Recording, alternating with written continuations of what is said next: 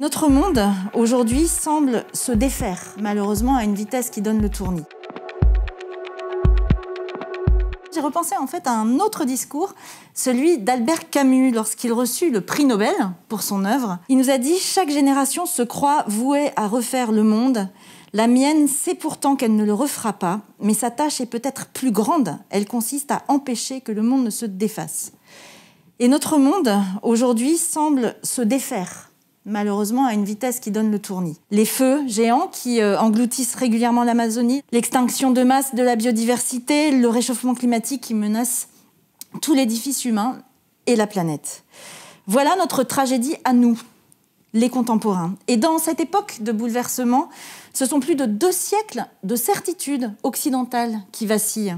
C'est une tension de fond qui parcourt nos sociétés depuis des décennies, si ce n'est plus, entre la propriété absolue et l'intérêt général, entre la jouissance d'une planète qu'on a pu croire infinie et la réalité d'une Terre à bout de souffle.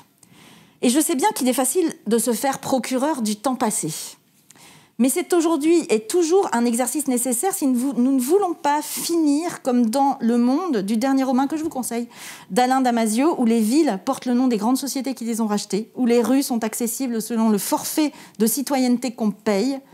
On n'est plus très loin de la réalité. Cela, personne n'en veut, pas plus que d'une planète stérile et à l'air irrespirable. Ce qu'il nous faut, c'est construire une grammaire du monde en commun où les beaux mots d'environnement, de santé, d'éducation, de solidarité traduisent de nouvelles réalités. C'est ensemble que nous y arriverons et nous allons y arriver, je le sais.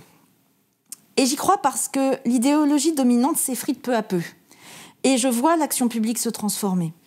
Qui aurait cru, il y a 10 ans à peine, qu'on serait en mesure de supprimer des lignes aériennes quand il existe une alternative tout aussi rapide en train? Qui aurait cru, il y a 10 ans, que l'on puisse imaginer, envisager la fin des véhicules thermiques en moins d'une génération et que l'usage du vélo pourrait faire l'objet d'un tel retour en force? Je parle bien d'une transformation profonde, tant dans la conception politique que dans la production économique. Aujourd'hui, personne ne peut plus fermer les yeux sur les externalités négatives pour l'environnement et les populations. Et il est d'autres parties prenantes qui doivent être prises en compte à leur juste mesure, notre planète au premier rang. Et fort heureusement, les entreprises sont de plus en plus nombreuses à s'engager dans une transformation radicale de l'image qu'elles se font d'elles-mêmes, de leur utilité et de leur philosophie d'action. Alors bien sûr, il y aura toujours des passagers clandestins. Mais les outils numériques rendent possible un tel niveau de traçabilité dans les chaînes de valeur qu'il sera de plus en plus difficile de tricher.